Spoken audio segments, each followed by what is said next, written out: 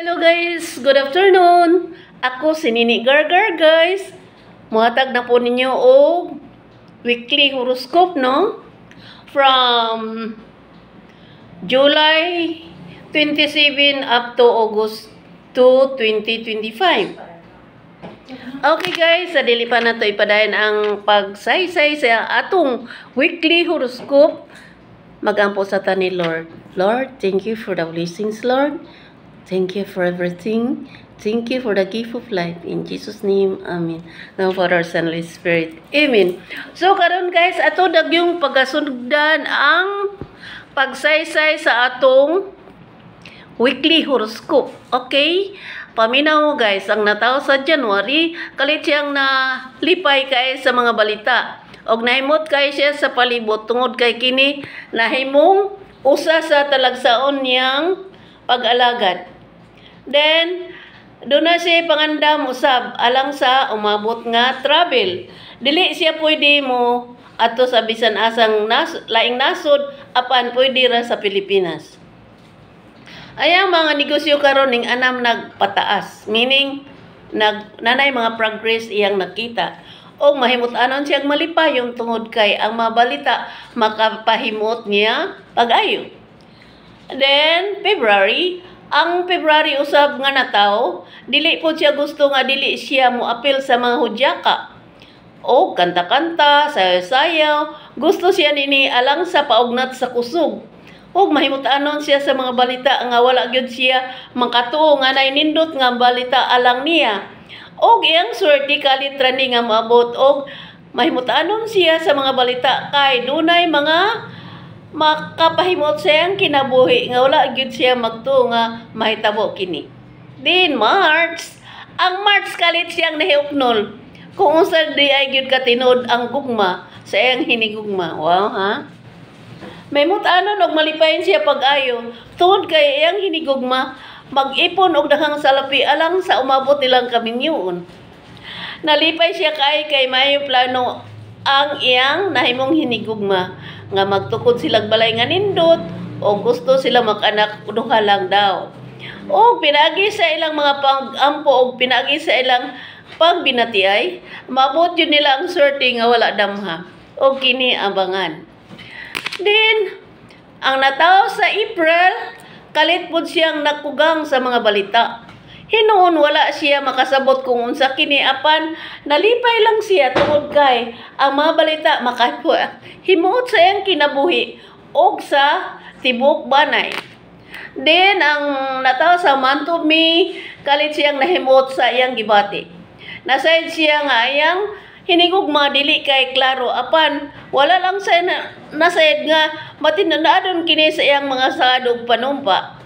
Makakwartiya siya sa kalit pinagi sa panginabuhi o mahimot kay siya sa mga balita nga wala siya magtuo nga makadawat siya sa maong kantidad. Wow, congrats May. Then, June, ang month of June, mahimut-anong nasab ang month of June. Ang ilang pagbati sa duha nila kapagbati, nahimong nilipang. Usa ato pa, mimong ning samot, meaning nilipang ning samot ba og sa kuan pa na og sa tanom nagbloom, no? Nagbloom. Og nilambo kini tungod sa ilang mga saad og panampa. Mahimut-anon kayo ang duha sa ilang mga saad. Kini gikalipay gyud niya pagay tungod kay nana sila'y plano sa umabot alang sa duha nila kapagbati. Din July, ang month of July, kalit siyang nakuratan sa mga balita. Hinuon dili siya kayo klaro nga mahimuot tungod kay daghan pa siya atubangon sa mga bayranan ug uban pa. Nasay plano nga magbalay gyud sa kalit nga wala niya ipahibaw sa iyang hinigugma. Apan pagkakaron wala pa pero sunod bulan na nagyud siya plano nga paliton or utangon aron gyud sila makapuyo sa maong nindot nga balay nga iyang nakita. Hinuon wala pa kay kini klaro apan sa paningkamot mahimog yung makaangkon sila nindot nga balay alang sa pamilya ug alang sa tibok banay nga ikahimot jud niya pag-ayo o kini abangan. Then August, ang August doon na po'y pag-alagad o doon na po'y pangandam alang sa umabot nga panahon. Gikahimot niya pag-ayo ang mga pag-alagad tungod kay nakatabang kini sa iyang good health o sa iyang pangandam alang sa umabot. Malipayon siya kayo ang mahimut-anon tungod kay adunay mga balita nga nakapalukso siya sa tumang kalipay. Then September, nahimut-anon og malipay ang September apan kulang pagyud kini tungod kay gusto siyang osnin sa momento pinaagi sa pangayo og hinabang sa ubang tao. Apan dili pa pud pwede ngano dunay mga pag-alagad nga dili nindot. Kinahanglan ang September maningkamot siya siyang kagaling kusog dili kay magsalig sa ubang tao kay kini makadaot sa iyang personalidad. Then October, ang October mahimut-anon og malipay ang usab. Kalit siyang nahimut sa iyang mga project nga wala niya damha nga mahitabo gyud og kininindot. Og kalipay nga way sukod iyang gibati alang sa iyang paglambo og sa iyang pangandam alang sa umabot nga panahon. Then November, ang November sa mahimut-anon og malipayon kaayo tungod kay ang iyang mga gipangandoy sa kinabuhi hapit na milambo. Malipayon siyang mahimut-anon kay tungod sa mga balita sa laing nasod o sa Pilipinas.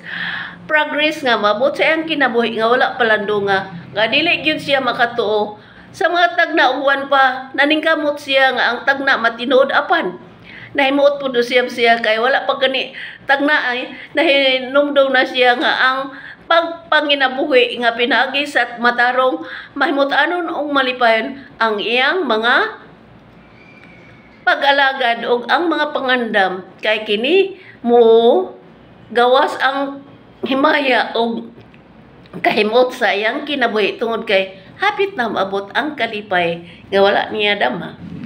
Then December, ang December usab kadit po siyang nahiyuknol sa mga balita apan dili na kahiyuknol normal na nga mga balita.